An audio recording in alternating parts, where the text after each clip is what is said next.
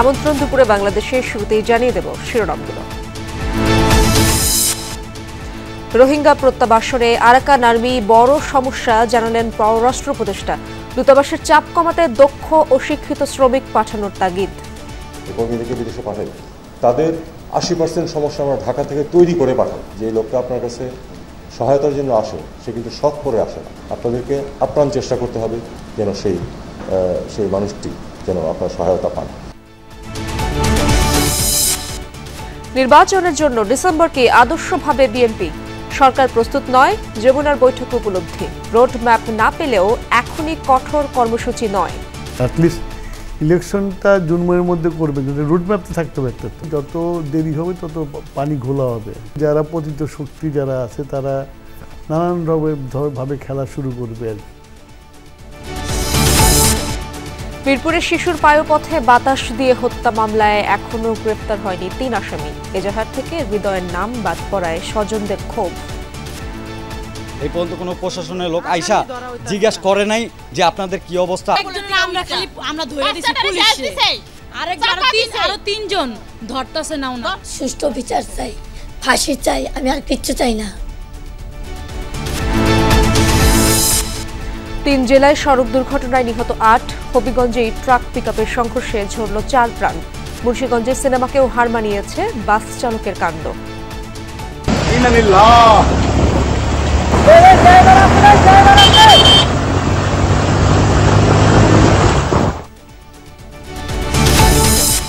বেশি দিন স্বস্তি দিল না সবজির বাজার। গেল 2 সপ্তাহেই কেজি প্রতি 20 টাকা বাড়ল একাধিক সবজির দাম।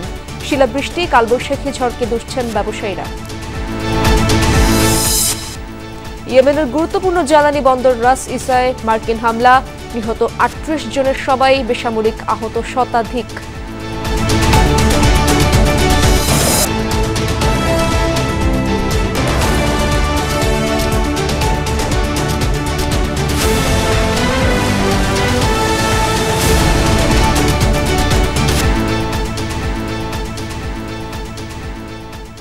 দেখছিলেন শিরোনামগুলো।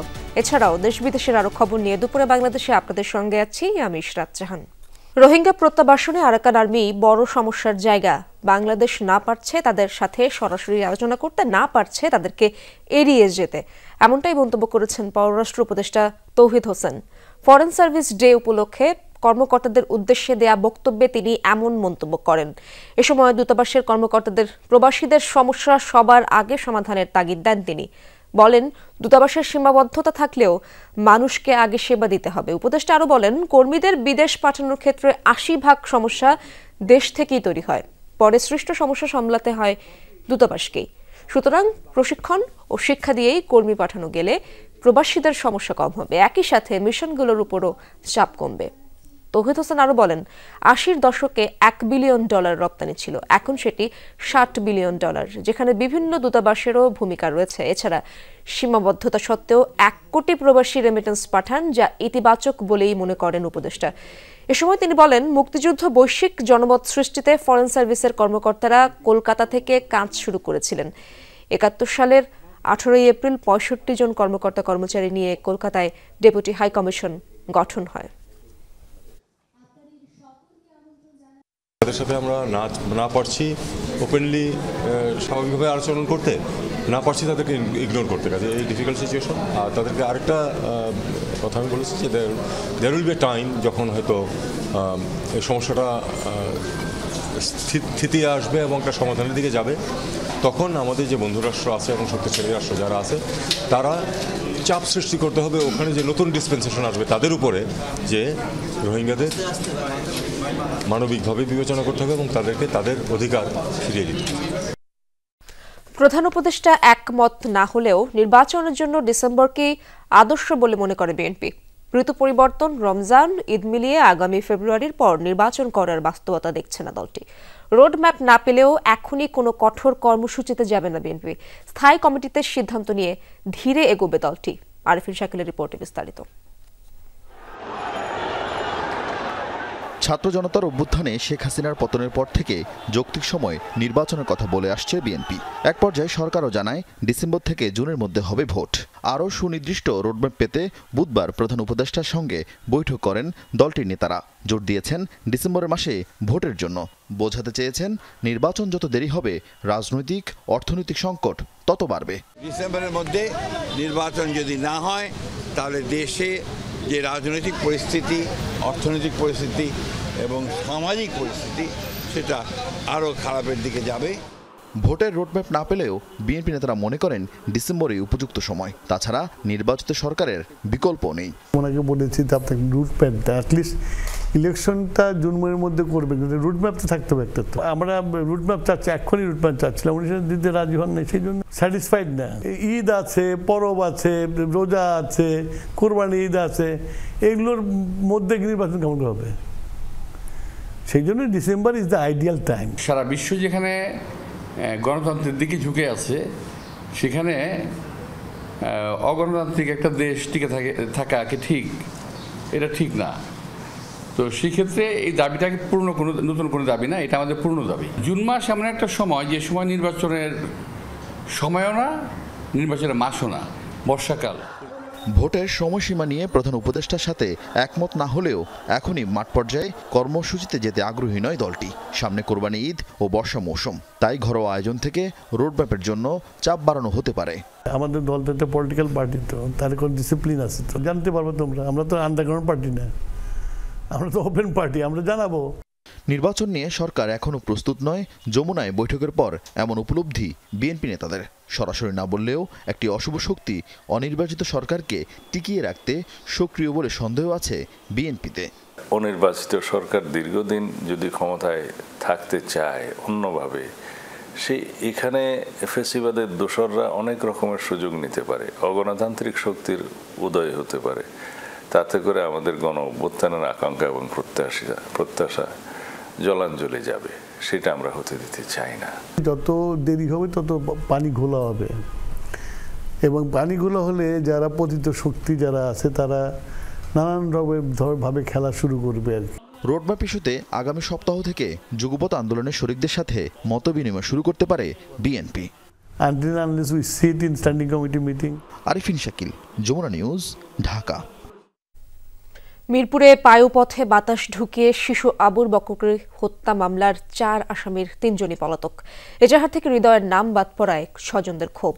দ্রুত এই হত্যাকারীদের গ্রেপ্তার চান ছোট্ট শিশুটির মা।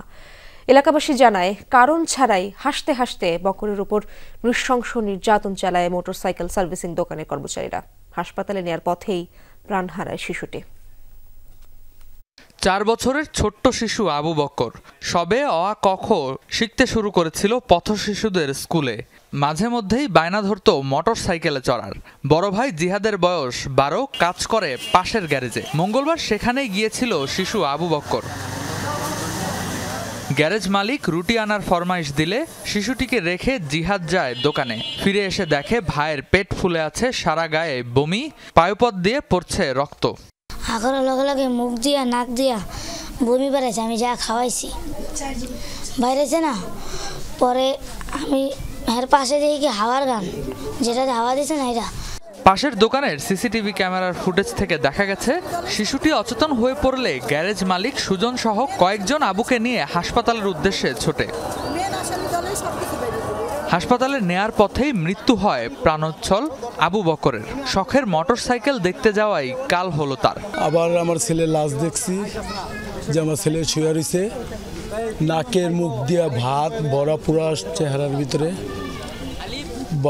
ভাবতেছিলাম যে আমার বাচ্চাটা ঘুমায় রয়েছে এরকম। এলাকাবাসীর দাবি, হৃদয়, রাজু, সুজন ও এক কিশোর সহ সবাই এই ঘটনার সঙ্গে জড়িত। তারা শিশু আবুকে একা পেয়ে মজার ছলে হত্যা করেছে। মামলার এজাহার থেকে হৃদয়ের নাম বাদ পড়ায় ক্ষোভ জানান তারা। কালকে আগামী দিন 4 দিন হবে, এই পর্যন্ত কোনো প্রশাসনের লোক আইসা জিজ্ঞেস করে নাই যে আপনাদের কি অবস্থা, আপনাদের জন্য কি প্রস্তুতি নিমু। কোনো দারোগা কেউ আসে নাই। হ্যাঁ তো পূরণ করে নাই, হ্যাঁ আর হাসছে। আরো 3 জন ধরতাছে না, কেন পদক্ষেপ নিতেছে না বলেন। স্বামীর সাথে মনোমালিন্য থাকায় 2 সন্তানকে নিয়ে বাউনিয়াবাদে আলাদা বসবাস করেন মা আয়েশা। যারা তার ছেলেকে হত্যা করেছে তাদের বিচার চান তিনি।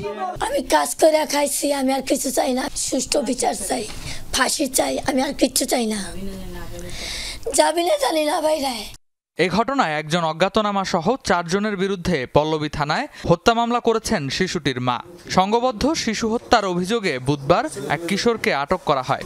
আবু বক্করের মা আয়েশা, যে গার্মেন্টস কর্মী ছিলেন আমাদের, উনি বাদী হয়ে ওই দিনই আমাদের একটা এজাহারতে এবং ওই দিনই একটা মামলা রুজু হয়েছে 302 ধারায় 34 হত্যা মামলা, এবং একজন আসামিকে আমরা অ্যারেস্ট করেছি। 1 নম্বর আসামি যে ছিলেন। পরিবারের সদস্যরা জানান ময়নাতদন্তের পর কালশী কবরস্থানেই দাফন করা হয় শিশু আবু বক্করকে। রেদওয়ান আহমেদ, যমুনা নিউজ, ঢাকা। রাজধানীর পশ্চিম শেওড়াপাড়ায় অস্ত্র ঠেকিয়ে ছিনতাইয়ের ঘটনায় শাকিল নামে একজনকে গ্রেপ্তার করেছে পুলিশ। শুক্রবার ভোরে গাজীপুরের পুবাইল থেকে তাকে গ্রেপ্তার করা হয়। মিরপুর থানার ভারপ্রাপ্ত কর্মকর্তা মোহাম্মদ সাজ্জাদ রোমান জানান, ছিনতাইয়ে ভিডিও ছড়িয়ে পড়ার পর শাকিলকে শনাক্ত করা হয়। এই ঘটনায় থানায় মামলা করা হয়। গ্রেপ্তার শাকিলের কাছ থেকে মোটরসাইকেল ও নগদ টাকা উদ্ধার করা হয়েছে। 16 এপ্রিল ভোরে রাজধানীর পশ্চিম শেওড়াপাড়ায় ইস্ট ওয়েস্ট স্কুলের পাশের গলিতে চাপাতি ঠেকিয়ে এক তরুণীর কাছ থেকে রূপার চেইন ও ভ্যানিটি ব্যাগ ছিনিয়ে নেয় ছিনতাইকারীরা। এই ঘটনার ভিডিও সামাজিক যোগাযোগ মাধ্যমে ভাইরাল হয়। প্রত্যক্ষভাবে জড়িত এবং মূল আসামি আমরা শাকিলকে, ইমরান খান সাকিব ওরফে শাকিলকে আমরা গ্রেপ্তার করি এবং তার কাছ থেকে আমরা ছিনতাই কাজে ব্যবহৃত যে মোটরসাইকেলটি সেটা উদ্ধার করি এবং 2500 টাকাও তার কাছ থেকে উদ্ধার করি এবং তার সাথে যে আরও মোটরসাইকেল 2 জন লোক ছিল, তারা কে ছিল তাদের নামও আমরা পাই।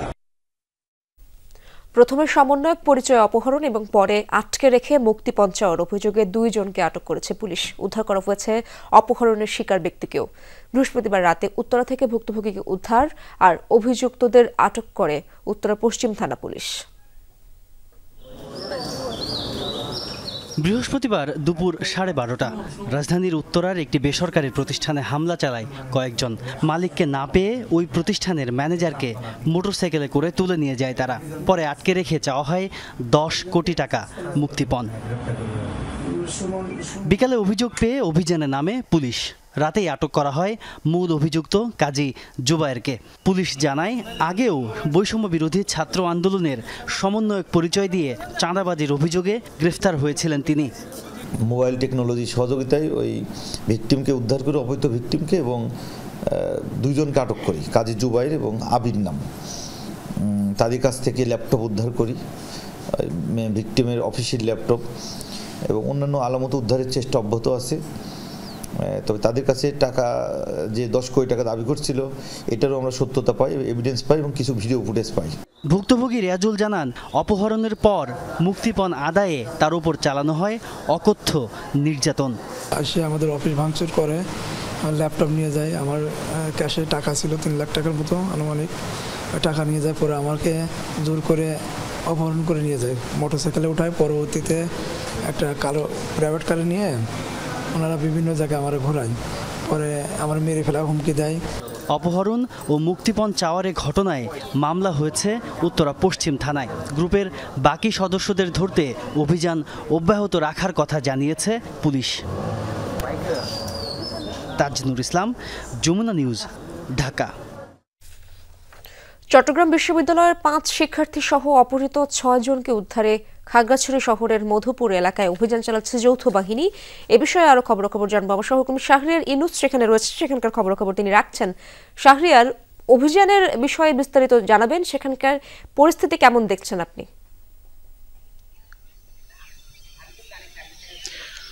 ইশরাত, গত 16 এপ্রিল বৈশাখী উৎসবে যোগ দিতে এসে চট্টগ্রাম বিশ্ববিদ্যালয়ের 5 পাহাড়ি শিক্ষার্থী সহ 6 জন অপহরণের একটি ঘটনা ঘটেছে, সেই ঘটনার পর থেকে মূলত আইন শৃঙ্খলা বাহিনী বেশ তৎপরতার সাথেই অভিযান চালাচ্ছে তাদের উদ্ধারে। তো এখন পর্যন্ত সে অভিযানটুকু চলছে আমরা দেখতে পাচ্ছি। এবং সবশেষ আমি এখন আছি খাগড়াছড়ি জেলা সদরের মধুপুর এলাকায়। এখানে দেখতে পাচ্ছেন সেনাবাহিনীর পাশাপাশি পুলিশ, বিজিবি সদস্যরা যৌথভাবে একটি বিশেষ অভিযান পরিচালনা করছে। এছাড়াও আরেকটি জায়গা, অর্থাৎ যে এলাকা থেকে অপহৃতরা নিখোঁজ হয়েছেন সেই এলাকাটির আশপাশেও কিন্তু অভিযান চলছে, সেটাও আমরা একাধিক সূত্রে জানতে পেরেছি। তবে এখানে আমরা আসার পরে আইন শৃঙ্খলা বাহিনীর সাথে কথা বলার চেষ্টা করেছিলাম। তারা আমাদেরকে জানাচ্ছেন আসলে যাতে কোনো রকমের অপ্রীতিকর বিশৃঙ্খলা এবং এই অপহরণের ঘটনাকে ঘিরে এলাকার শান্তি শৃঙ্খলা যাতে বিঘ্ন না হয় সেজন্য এই বিশেষ অভিযানটি পরিচালনা করা হচ্ছে। এবং এই ক্ষেত্রে শুধুমাত্র অপহৃত উদ্ধারের ঘটনা ছাড়াও যে একেবারে মানে উদ্ধারের পাশাপাশি এখানে যে আইন শৃঙ্খলা পরিস্থিতি স্বাভাবিক রাখার কাজও কিন্তু তারা করছেন, সেটা আমাদেরকে জানাচ্ছেন। আরেকটি বিষয় বলছেন তারা আমাদেরকে, মূলত অপহৃতদের যতক্ষণ পর্যন্ত উদ্ধার হবে না ততক্ষণ পর্যন্ত এই অভিযান চলমান থাকবে। এছাড়া আপনাকে বলে রাখি, চট্টগ্রাম বিশ্ববিদ্যালয়ের নিখোঁজ যে পাহাড়ি শিক্ষার্থীরা, তাদের উদ্ধারে সামাজিক যোগাযোগ মাধ্যম সহ তাদের পরিবারের এবং পাহাড়ি বিভিন্ন সংগঠনের পক্ষ থেকেও কিন্তু তাদের উদ্ধারের জন্য বেশ জোরালো দাবি উঠেছে, সেটা আমরা দেখতে পাচ্ছি। ইশরাত, শাহরিয়ার, ধন্যবাদ আপনাকে। 3 জেলায় সড়ক দুর্ঘটনায় 8 জন নিহত হয়েছেন। এর মধ্যে হবিগঞ্জের মাধবপুরে ট্রাক পিকআপের সংঘর্ষে প্রাণ গেছে 4 জনের। দিবাগত রাত 3টার দিকে উপজেলার বাখরনগর এলাকায় এই ঘটনা ঘটে। পুলিশ জানায় পিকআপটি মুন্সিগঞ্জ থেকে হবিগঞ্জ যাচ্ছিল। মাধবপুরের বাখরনগর এলাকায় পৌঁছালে বিপরীত দিক থেকে আসা একটি ট্রাকের সাথে সংঘর্ষ হয় পিকআপের। ঘটনাস্থলেই মারা যান পিকআপ আরোহী নবীগঞ্জের মুস্তাকিমা আক্তার, আয়েশা বেগম ও হাফিজুর রহমান এবং হেল্পার মুন্সিগঞ্জের রহিম মিয়া। আহত 5 জনকে উদ্ধার করে ভর্তি করা হয় হাসপাতালে। ট্রাক ও পিকআপটি জব্দ করেছে পুলিশ। সিরাজগঞ্জের উল্লাপাড়ার নবগ্রাম এলাকায় দিবাগত রাতে ট্রাক ও মাইক্রোবাসের মুখোমুখি সংঘর্ষে 2 জন নিহত হয়েছেন। আহত 1 জন। সকালে উপজেলার ব্রহ্মকপালিয়া এলাকায় ট্রাক মাইক্রোবাস সংঘর্ষে আহত হয়েছেন আরও 2 জন। এদিকে চুয়াডাঙ্গায় বাসের ধাক্কায় প্রাণ গেছে ভ্যানের 2 আরোহীর। ভোরে সদর উপজেলার 9 মাইল বাজার এলাকায় হয় এই দুর্ঘটনা। খবর পেয়ে মরদেহ উদ্ধার করে সদর হাসপাতালের মর্গে পাঠায় পুলিশ। মুন্সিগঞ্জে এক ভয়ঙ্কর অভিজ্ঞতার মুখোমুখি হয়েছেন একটি বাসের যাত্রীরা। দুর্ঘটনায় ছাদ উড়ে গেলেও বেপরোয়া চালক অন্তত 5 কিলোমিটার বাসটিকে সেভাবেই চালিয়ে নিয়ে যান। জনরোষের মুখে এক পর্যায়ে বাস থামিয়ে চালক পালিয়ে যায়। এই ঘটনায় আহত হন 5 যাত্রী।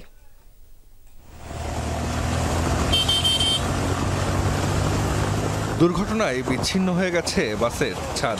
প্রাণ বাঁচাতে চিৎকার করছেন যাত্রীরা, তবুও দ্রুত গতিতে বাস চালিয়ে যাচ্ছেন চালক। এ যেন হুবহু সিনেমার দৃশ্য।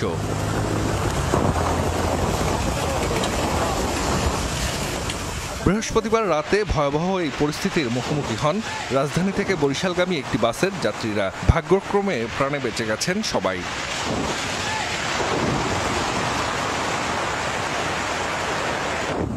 বরিশাল এক্সপ্রেস নামের বাসটি বৃহস্পতিবার রাত 8:30টার দিকে রাজধানীর সায়দাবাদ থেকে বরিশালের উদ্দেশ্যে রওনা হয়। গাড়ি ভর্তি যাত্রী ছিল। তারা জানান, যাত্রা শুরুর ঘণ্টাখানেক পর মুন্সিগঞ্জের শ্রীনগরে ঢাকা মাওয়া এক্সপ্রেসওয়েতে প্রথমে একটি মাইক্রোবাসের সাথে ধাক্কা লাগে বাসটির। এর কিছুক্ষণ পরেই একটি কাভার্ড ভ্যানের সাথে সংঘর্ষে বাসটির ছাদ উড়ে যায়। তারপরও না থামিয়ে দ্রুতগতিতে গাড়ি চালাতে থাকে চালক। অন্তত 5 কিলোমিটার এভাবেই যাওয়ার পর গতি কিছুটা কমে এলে যাত্রী ও স্থানীয়দের প্রতিরোধের মুখে বাস থামিয়ে পালিয়ে যায় চালক। আল্লাহ বাঁচাইছে আমাদের, ও লামাই না নিলে মনে হয় ওই টোল গার্ড ভাঙ্গা আমাকে শেষ করে।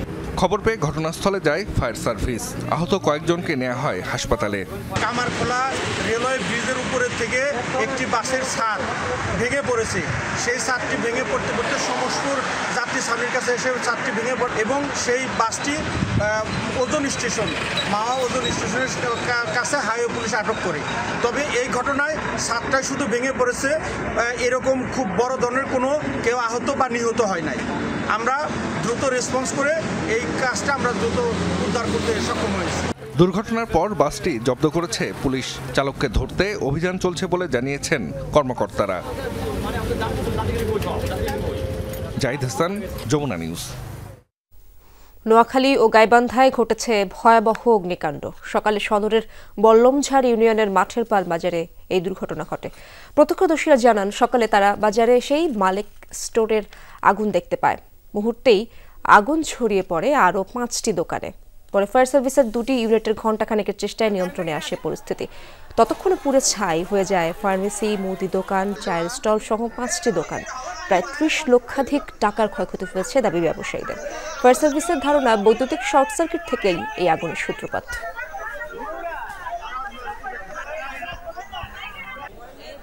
নোয়াখালীর সোনাইমুড়িতে মধ্যরাতে হয় অগ্নিকাণ্ড। সকালে বিষয়টি নিশ্চিত করেন নোয়াখালী ফায়ার সার্ভিসের সহকারী পরিচালক। দিবাগত রাতে উপজেলার 5 নম্বর ওয়ার্ডের পালপাড়া রোডের আমিষাপাড়া উত্তর বাজারে এই ঘটনা ঘটে। স্থানীয়রা জানান রাত 11:15টায় একটি দোকানে আগুন লাগে। আগুন চারদিকে ছড়িয়ে পড়লে মুদি দোকান, চা দোকান, সমিল সহ 8টি দোকান পুড়ে ছাই হয়ে যায়। পরে খবর পেয়ে ফায়ার সার্ভিসের একটি ইউনিট 2 ঘন্টার চেষ্টায় আগুন নিয়ন্ত্রণে আনে। ক্ষতিগ্রস্ত ব্যবসায়ীদের দাবি প্রায় 1 কোটি টাকার ক্ষয়ক্ষতি হয়েছে।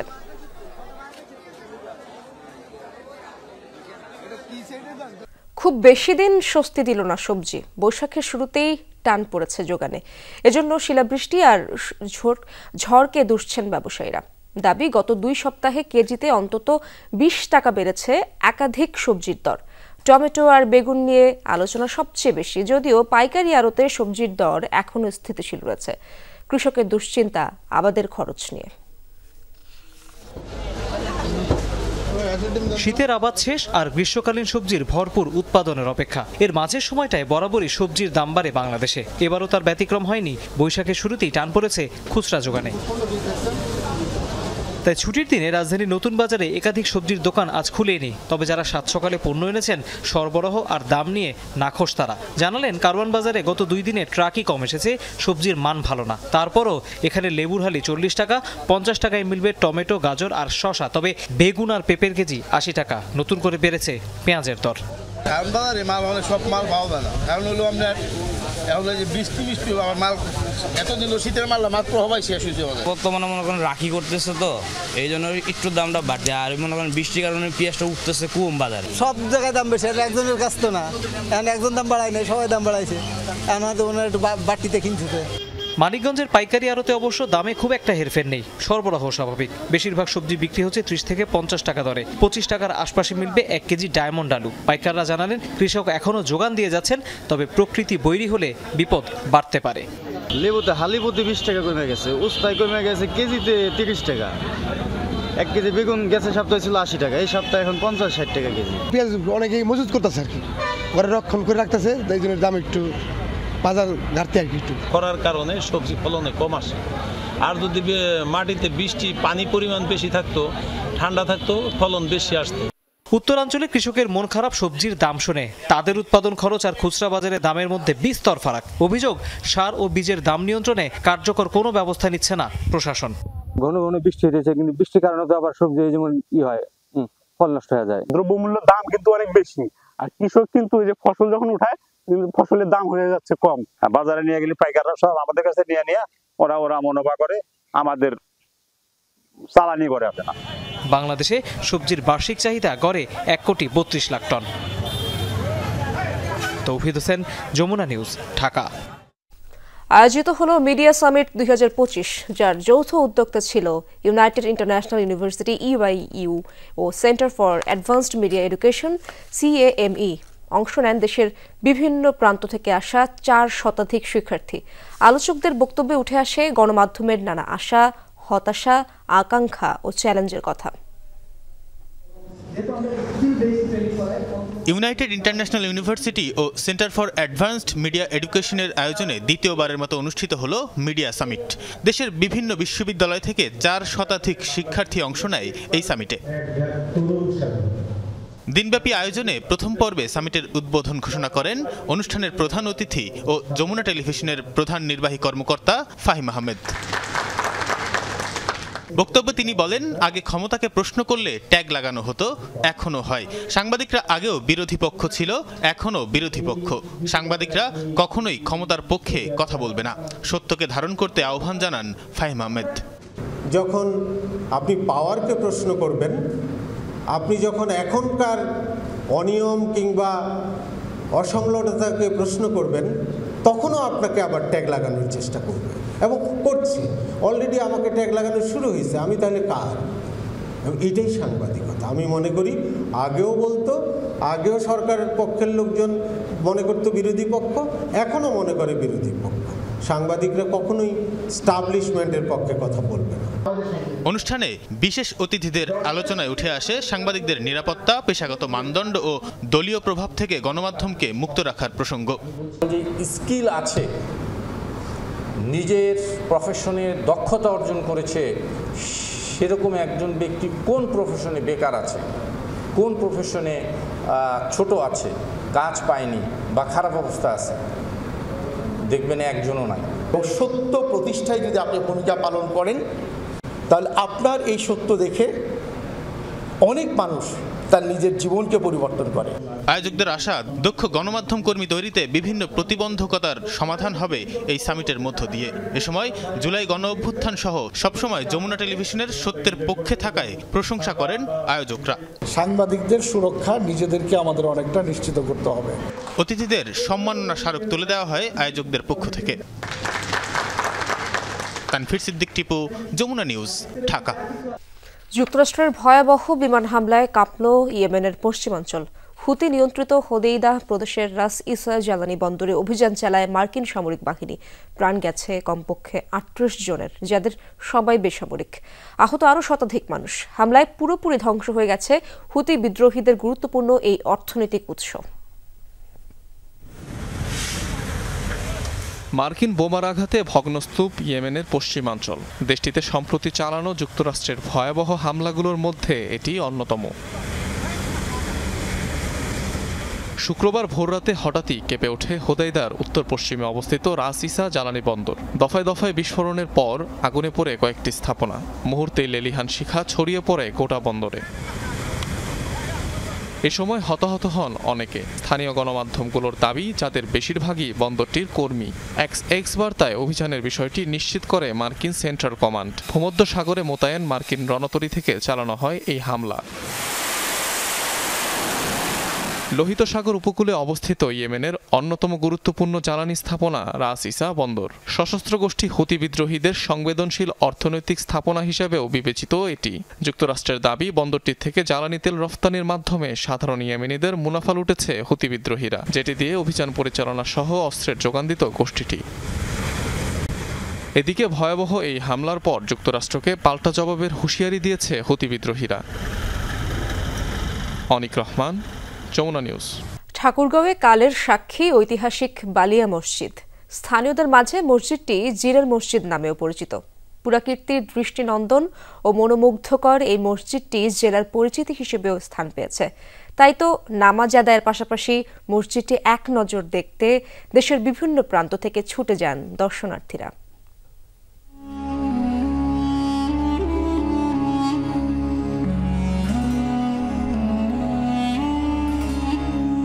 জনশ্রুতি রয়েছে, কোনো এক অমাবস্যায় রাতারাতি তৈরি হয়েছিল মসজিদটি, যার কারিগর মানুষ নয় বরং জিন কিংবা পরী। তাই লোকমুখে এই মসজিদের পরিচিতি জিনের মসজিদ নামে। ঠাকুরগাঁও শহর থেকে প্রায় ১৫ কিলোমিটার উত্তর পূর্বে ভুল্লি বাজার পেরিয়ে গেলেই চোখে ধরা দেয় লাল সৌন্দর্য। শিলালিপি অনুযায়ী ঐতিহাসিক বালিয়া মসজিদ প্রতিষ্ঠা হয় ১৯১০ সালে। স্থানীয় জমিদার গুলমতি চৌধুরানীর শাসনামলে নির্মিত হয় ঐতিহাসিক এই স্থাপত্য। বালিয়া জামে মসজিদ, যেটা আমরা জিনের মসজিদ নামে আমাদের জনশ্রুতি আছে, সেই মসজিদটা আসলেই আমাদের এদিককার একটা দর্শনীয় স্থান। কারণ এই ধরনের মসজিদ অনেক পুরনো মসজিদ। এই মসজিদ নিয়ে নানা লোককথা আছে। জিনের মসজিদ এক রাত্রে হয়ে গেছে ইত্যাদি ইত্যাদি। আসলেই কথাগুলি তেমন নয়। এই এলাকার জমিদার ছিলেন হাজী মেহের বক্স চৌধুরী। ওনার উদ্যোগে উনি এটার ভিত্তি করেন। কারণ বালিয়া কথাটা এই মৌজাটা কিন্তু আসলে ছোট বালিয়া মৌজা, কিন্তু ছোট বালিয়া যেমন ধরার কথা ছিল, কিন্তু বালিয়া শব্দটা ব্যবহার করার কারণটা হচ্ছে তখনকার দিনে অত্র অঞ্চলের মধ্যে এটিই ছিল সবচেয়ে পুরাতন মসজিদ। ৩ গম্বুজ বিশিষ্ট লাল ইটের মসজিদটি ৩টি ভাগে বিভক্ত। সিঁড়িসহ প্রবেশ পথ, খোলা চত্বর আর মূল ভবন বা নামাজ ঘর। ভিত্তিসহ পুরো মসজিদ নির্মাণ কাজে ব্যবহার হয়েছে চুন সুরকি আর পোড়া ইটের। গায়ে কেটে বসানো মুসলিম স্থাপত্য শৈলীর আদল। নকশা আর স্থাপত্য রীতিতে ব্যতিক্রম মসজিদটি দেখতে প্রতিদিন ছুটে আসে দর্শনার্থীরা। জানি, এটা শুনছি যে এটা জিনপির মসজিদ, গাইবি মসজিদ। তার জন্য আসলাম দেখতে, অনেক দেখার শখ ছিল। দেখলাম কারুকার্য অনেক পুরাতন আমলের অনেক কারুকার্য এখানে, এগুলা এই যুগে সম্ভবই না, পসিবল না বানানো এগুলা। অন্যান্য মসজিদের থেকে এই মসজিদে নামাজ পড়লে নিজের মধ্যে অনেকটা ভালো অনুভূতি কাজ করে বা নামাজে অনেকটা প্রশান্তি আসে।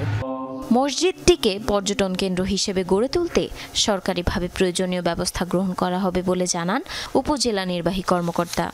এটা একটা সংরক্ষণ বা এটা নিরাপত্তাজনিত যে বিষয়গুলো, বা এটা যাতে আরো দীর্ঘদিন মানুষের মাঝে একটা প্রেরণামূলক বা দর্শনার্থীদের জন্য একটা বিনোদনমূলক একটি স্থান হিসেবে রয়ে যায়, সেক্ষেত্রে স্থানীয় চেয়ারম্যান বা গণ্যমান্য ব্যক্তিদের নিয়ে আমরা যুগোপযোগী পদক্ষেপ গ্রহণ করতে পারবো। বর্তমানে মসজিদটির দেখাশোনা করছে জমিদার বংশের উত্তরসূরিরা। জারিন অর্নি, যমুনা নিউজ। দর্শক, আবারও বায়তুল মোকাররমে যেতে চাই, সেখানে সমাবেশ ও বিক্ষোভ করছে জমিয়তে উলামায়ে ইসলাম। আমার সহকর্মী রাব্বি সিদ্দিকী সেখানে রয়েছেন। রাব্বি, বিক্ষোভ কর্মসূচির সার্বিক অবস্থা জানাবেন, সেখান থেকে কি দাবি জানানো হচ্ছে? জুমার পরই কিন্তু মুসল্লিরা তারা গাজায় যে বর্বরোচিত যে হামলা চালাচ্ছে ইসরায়েল, সেই ফিলিস্তিনিদের পক্ষে বিক্ষোভ কর্মসূচি চলছে। এই গণহত্যা বন্ধ করতেই হবে এবং সেই সাথে এই ফিলিস্তিনিদের পাশে থাকতে হবে মুসলিম সমাজকে। জমিয়তে উলামায়ে ইসলাম বাংলাদেশ তারা এই বিক্ষোভ কর্মসূচির আয়োজন করেছেন এবং এখানে এই সংগঠনটির যারা ধর্মীয় নেতা যারা আছেন তারা বলছেন যে গাজায় বর্বরিত গণহত্যা চলছে এবং সে হত্যা বন্ধে রাষ্ট্রসহ সকল মুসলমানদেরকে এক হতে হবে এবং সেই সাথে ইসরায়েলি সব জায়গা থেকে ইসরায়েলের সাথে কূটনৈতিক সম্পর্ক, অন্যান্য সম্পর্ক, সব সম্পর্ক নষ্ট করতে হবে। একই সাথে তারা ধন্যবাদ জানিয়েছেন যে পাসপোর্টে এরই মধ্যে কিন্তু ইসরায়েল বাদে যে শব্দটি সেটি সংযোজন হওয়ায় তারা সরকারকে, অন্তর্বর্তী সরকারকে তারা ধন্যবাদ জানিয়েছেন এবং একই সাথে ভারতে যে বিতর্কিত ওয়াকফ বিল পাস হয়েছে এবং সেই সাথে ভারতে যে মুসলমানদের উপর নির্যাতন চলছে তার প্রতিবাদ জানান মুসল্লিরা, এই সংগঠনটির নেতারা। এখানে সংক্ষিপ্ত সমাবেশ হচ্ছে, এই সমাবেশ শেষে একটি বিক্ষোভ মিছিল করবে বায়তুল মোকাররম এলাকায় এবং একই সাথে আমরা দেখেছি যে আরও অন্যান্য ইসলামী দলগুলো তারাও কিন্তু বিক্ষোভে ফেটে পড়েছে, নানান কর্মসূচি দিচ্ছে ফিলিস্তিনিদের জন্য। তারা একসাথে আছে, রাজপথে লড়াই সংগ্রাম করছেন। ইসরাত, ধন্যবাদ আপনাকে রাব্বি। দর্শক, দুপুরে বাংলাদেশের প্রথম ঘন্টা থেকে বিদায় নিচ্ছে। পরের ঘন্টার খবর নিয়ে ফিরবেন সহকর্মী দেবাশিস রঞ্জন সরকার। সাথেই থাকুন।